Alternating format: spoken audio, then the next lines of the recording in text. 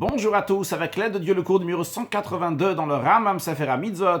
Commandement négatif numéro 117, il est interdit de laisser de la viande du Pessah, donc le sacrifice de Pessah qu'on offre le 14 Nissan dans l'après-midi et qu'il faut le manger donc le soir entre le 14e jour du Nissan et le 15e jour du Nissan. On n'a pas le droit de laisser de cette viande au lendemain, c'est-à-dire au jour ou 15e jour du mois de Nissan.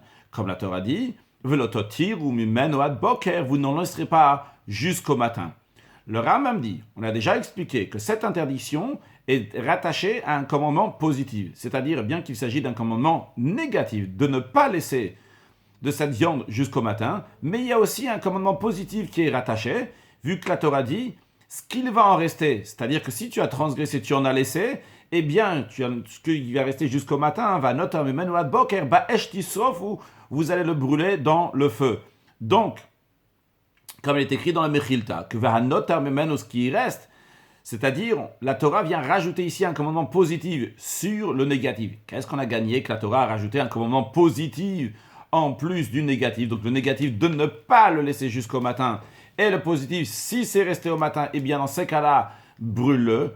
Ce qu'on a gagné, entre guillemets, c'est que la personne qui l'a laissé jusqu'au matin, il ne va pas recevoir malcoute, il ne va pas recevoir les 39 coups de bastonnade qu'en général quelqu'un reçoit pour avoir transgressé un négatif, vu qu'ici il y a un positif, que ce positif de l'acte de brûler cette viande fait que le négatif va disparaître, parce qu'en effet il n'en restera plus dans la suite, donc, vu qu'il peut toujours se rattraper en le brûlant, c'est pour cela donc qu'il ne reçoit pas malcoute, les 39 coups de bastonnade.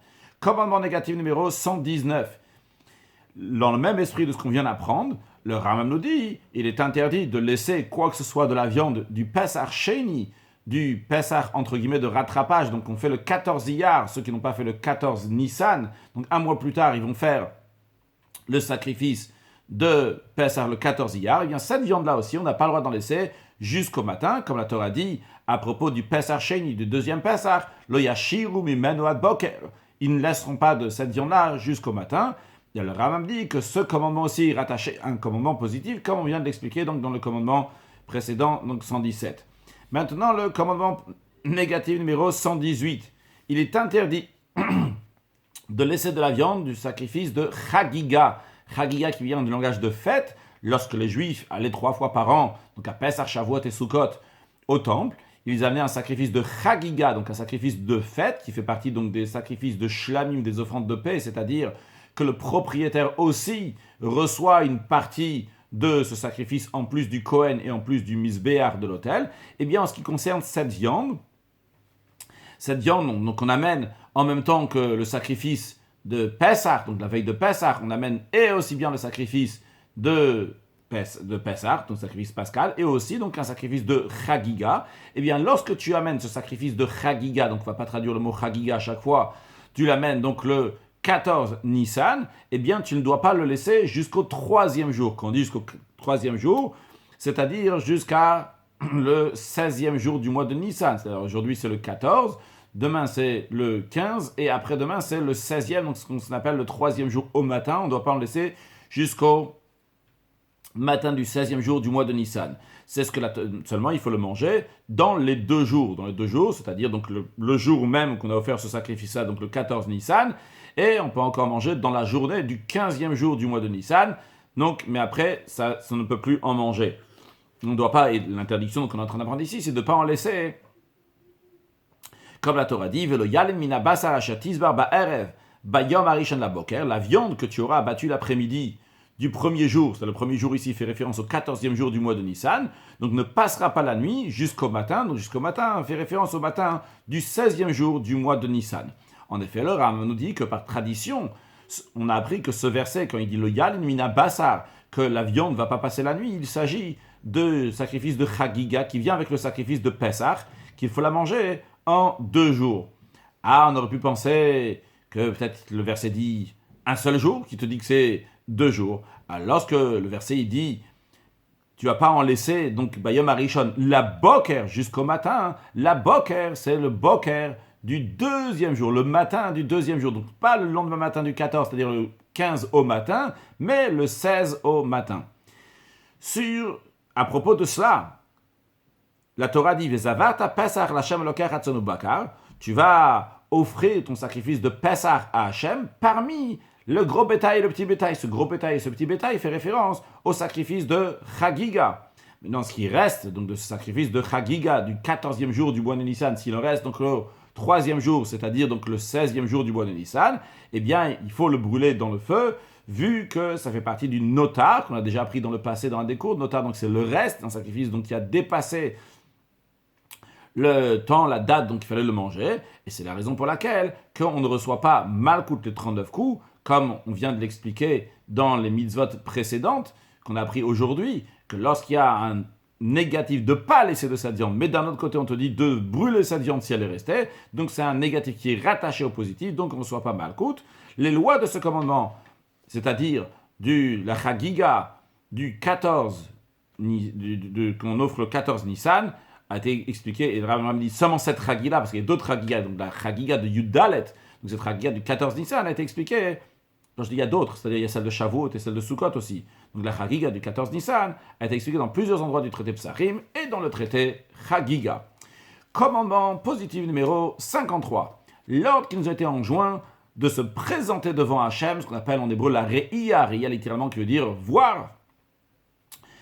D'où ce qui vient de ce que la Torah dit du verset Shalosh Payim Bashana Yerae Kol Zrucha Et Pnei Hachem Elokera, que 3 fois dans l'année tous les hommes se présenteront devant l'Éternel ton Dieu. En quoi constitue cette mitzvah? Le Rambam nous dit que chaque homme va aller au temple avec tous les fils qu'il a, des fils qui sont capables de marcher seuls, arriver jusqu'au temple. Eh bien, il faut qu'ils vont monter au temple et amener là-bas un sacrifice de Ola, d'Holocauste, lorsqu'il va monter au temple. Ce sacrifice qu'il amène lorsqu'il monte, quand il va au temple, s'appelle Olat Re'iyah, un holocauste, donc de présentation, qui est lié donc avec le verset qu'on vient de dire, Shalosh Pa'im Bashana Yerae, du langage de Re'iyah, qu'on a traduit donc par se présenter. Le Rambam dit, on a déjà mentionné ce que nos sages disent dans le Talmud, qu'il y a 3 commandements que le peuple juif est ordonné lors de la fête. Le premier, c'est d'amener le sacrifice de Chagiga, que nous venons de discuter, donc ce sacrifice donc de fête, qui va être mangé donc par ceux qui viennent à la fête. Re'iyah, c'est le deuxième sacrifice donc qu'on est en train de parler actuellement, qui est celui donc de Ola, l'Holocauste, qui est entièrement brûlé sur l'autel, et les propriétaires ne vont pas en manger. Mais, donc ça, c'est ce qu'on donne entièrement à Hachem. Et le troisième sorte de sacrifice, c'est le sacrifice de Simcha, ce qu'on appelle de manière plus précise le Shalm et Simcha. Donc Shlamim, c'est une catégorie de sacrifices dans lequel les propriétaires, le Kohen et l'autel vont prendre une certaine partie.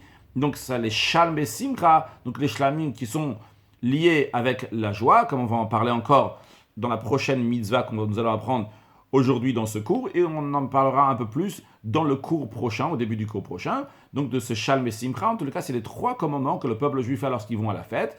Le Rambam dit que c'est le commandement de les lois de ces commandements, c'est-à-dire cette mitzvah de Re'iyah, de présentation devant Hachem, a été expliquée dans le traité Chagiga. Et le Rambam nous rajoute que cette mitzvah-là aussi, les femmes n'y sont pas astreintes. Et on conclut avec le commandement positif numéro 52, l'ordre qui nous a été enjoint de monter au temple, d'aller au temple 3 fois par an, comme la Torah dit, Shalosh Regalim Tachogli Bashana, 3 fêtes tu célébreras pour moi dans l'année. Le verset explique que cette montée au temple, lorsqu'on va au temple, c'est d'aller monter là-bas avec un sacrifice pour l'amener. Et la Torah a répété cet ordre-là plusieurs fois. Voici le langage du Sifri. Il y a 3 mitzvot qui s'appliquent lors de la fête. La première, celle de Chagiga, comme on vient d'expliquer, donc le sacrifice Shalm et Chagiga. Le deuxième sacrifice, c'est Re'iyah, donc on vient d'expliquer, c'est Olad Re'iyah, donc l'holocauste de présentation. Et le troisième, c'est Simcha, la joie, c'est-à-dire Shalm et Simcha. Donc les Shlamim, ce sacrifice-là qui est là pour la joie, donc à offrir pendant la fête, pour pouvoir manger de la viande et se réjouir. De même, il est dit dans le traité Chagiga, donc ça, ce que le Rambam nous a dit, c'était le langage du Sifri. Dans le même esprit, c'est la même chose qu'il y a écrit dans le Talmud, que 3 mitzvot, 3 commandements, le peuple juif a été ordonné lorsqu'ils vont à la fête. Donc c'est Chagiga, Re'iyah et Simcha. Et en quoi constitue cette Chagiga-là, ce sacrifice de fête?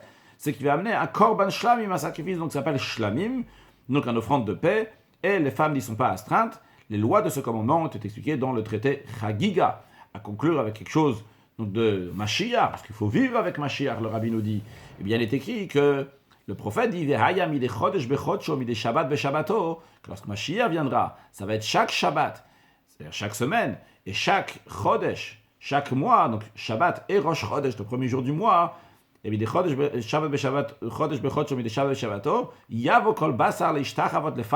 que toute chair va venir se prosterner devant moi, d'après d'ailleurs certains commentaires, Kol Basar, toute chair, c'est même les nations qui vont venir au temple pour se prosterner à Hachem, c'est-à-dire que dans le passé, le peuple juif devait aller 3 fois par an au temple, Shalosh Pamim Bashana, mais lorsque Mashiach va venir, eh bien, le prophète nous dit qu'on ira chaque Shabbat et chaque Rosh Chodesh. Et d'ailleurs, intéressant, il y a dans un Midrash qui s'est dit que si c'est Shabbat et en même temps Rosh Chodesh, eh bien, à ce moment-là, il y aura des nuages qui prendront les Juifs qui sont à ce moment-là, donc en dehors d'Eretz Israël, qui les amèneront le matin pour faire la prière, donc le Shabbat, qui soit là-bas, donc au temple, et après une deuxième fois les nuages, après les avoir ramenés, ils les reprendront pour Mincha, pour l'après-midi, vu que c'est Shabbat et Rosh Chodesh, donc pour aller 2 fois au temple, on ira donc encore plusieurs fois au temple, Bezrat Hashem, que Dieu fasse, ça soit très prochainement avec le 3e temple reconstruit avec la venue de Mashiach now, excellente journée.